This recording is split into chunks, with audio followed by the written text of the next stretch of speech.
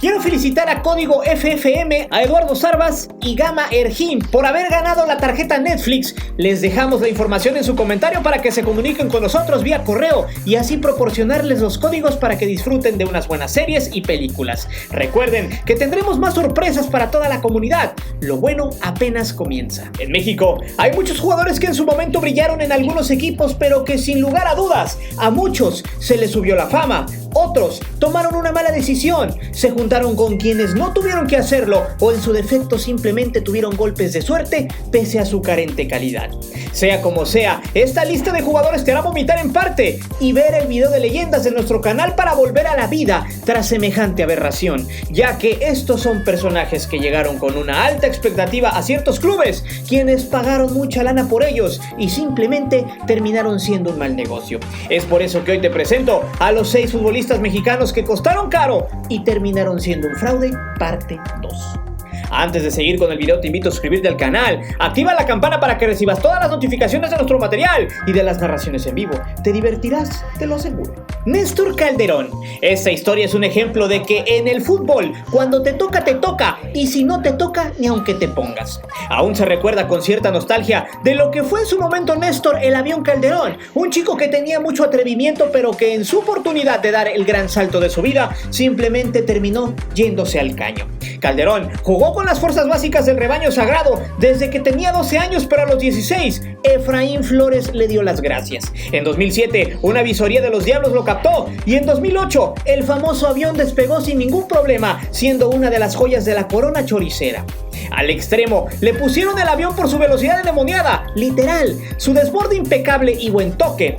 Tardó, pero se hizo un nombre en el fútbol mexicano, con Toluca llegando al Tri. Con los Diablos mostró buen fútbol, pero también algunas indisciplinas. Su buen desempeño lo llevó a Pachuca por la cantidad de 2.5 millones de euros en aquel entonces, y ahí empezó su debacle, ya que tuvo casi nula regularidad. Para tratar de no tirar el dinero a la basura, el Tuzo lo prestaría en 2013 a Santos, donde tuvo un segundo aire y consiguió un título siendo una de las piezas claves, y fue ahí donde tuvo la oportunidad de regresar en calidad de préstamo a Chivas. Para la desgracia de este escuálido jugador, Calderón solo fue un triste engaño. Con el rebaño se le veía muy sobrado y errático, una auténtica decepción. Corría a lo loco, muchas veces causaba estragos con sus compañeros debido a su comportamiento. Eso lo llevó a comer banca muchas veces a pesar de haber sido campeón.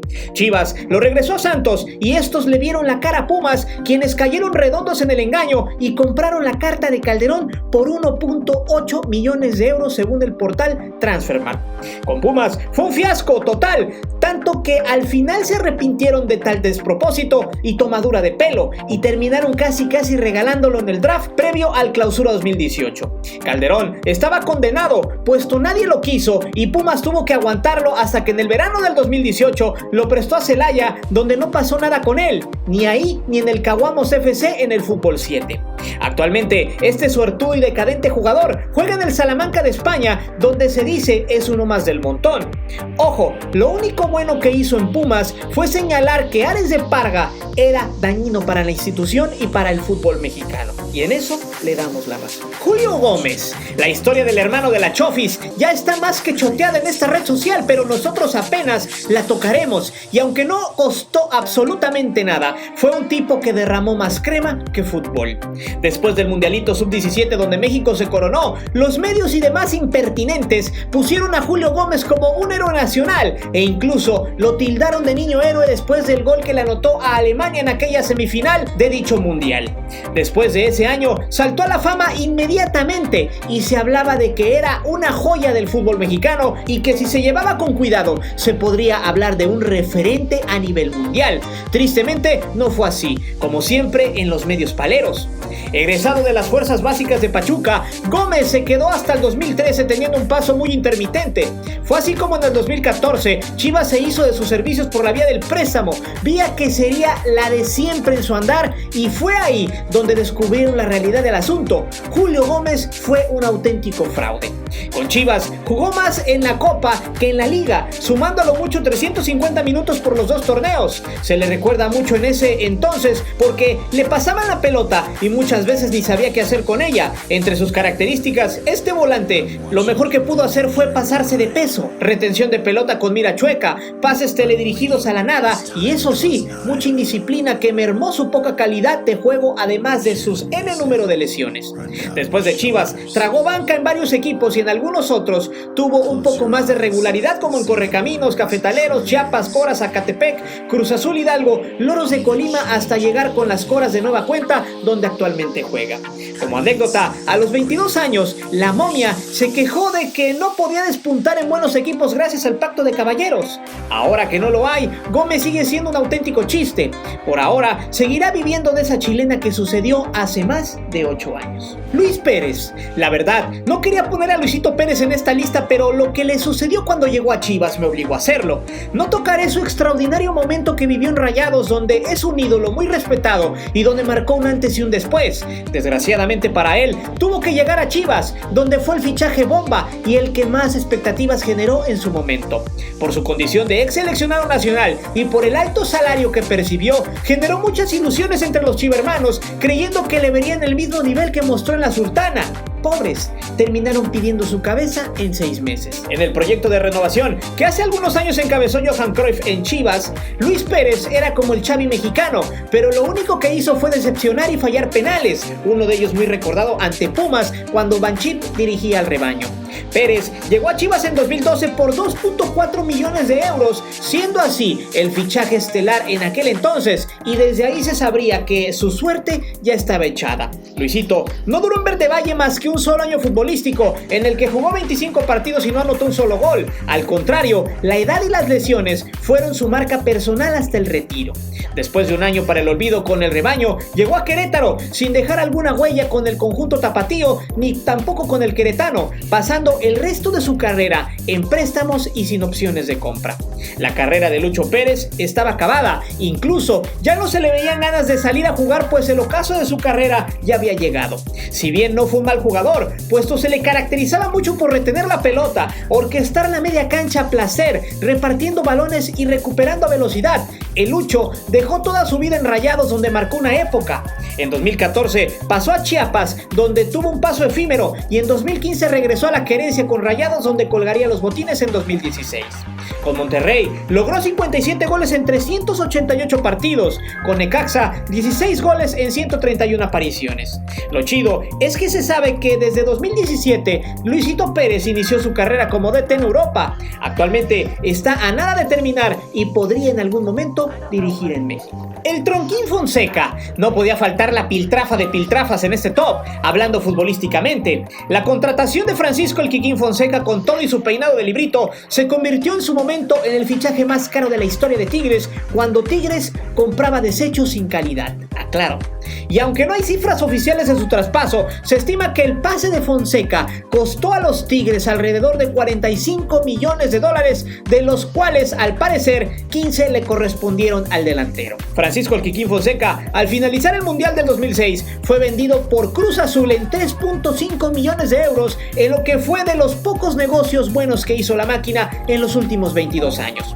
Fonseca firmó un contrato de 4 años con el Benfica de Portugal, en donde estuvo solamente una temporada, siendo un reverendo fiasco. Un truco con patas, literal. Muy criticado en la península lusitana, Francisco Fonseca ya no tuvo más cabida en las Águilas Rojas y no le quedó más que regresar a México, pero para eso tendría que llegar alguien que comprara humo como si fuera una estrella. Y sí, aparecieron los fabulosos Tigres, que al mando de Mario Carrillo, sí, en aquellos ayeres los dirigía el discípulo de Mamá Toña. En Tigres, el Quiquín Fonseca disputó 109 partidos y anotó 15 goles, siendo un verdadero petardazo. Tras el despropósito de 4 años que le costó a los felinos, estos tuvieron que prestarlo al Atlante en 2011, donde estuvo por 3 años. Fonseca se caracterizaba por su corpulencia, ímpetu, pero más por su torpeza a la hora de correr y disparar. De hecho, los goles que metió llegó muchas veces fueron por circunstancia o por algún destello futbolístico, pero nunca por una técnica depurada. Eso lo llevó a que le pusieran el mote de Tronquín Fonseca. Como anécdota, luego de que se devaluara este jugador en Tigres, estos, que son unos marrulleros para vender y no perder tanto varo, le ganaron una demanda de 9 millones de pesos, ya que el jugador les había reclamado la falta de pago que no se efectuó. Después de la resolución del TAS, Kikín dijo algo que ya sabíamos, pero que nadie se atrevía en ese entonces a señalar. Según él, le daba asco Tigres y los que manejaban la Federación Mexicana de Fútbol, ya que le habían robado su dinero. En fin, Kikín terminó como comentarista de Televisa, repudiado por muchos por su decadente carrera y quedará en los corazones de todos por ser un petardo con suerte. Luis Ángel Landín, otro que también nos faltaba poner en nuestros tops, fue este tipo que en su momento fue un gran jugador, promesa, un erudito con los Tuzos de Pachuca, que para su desgracia se subió en un tabique del cual se bajó tan rápido le fue posible.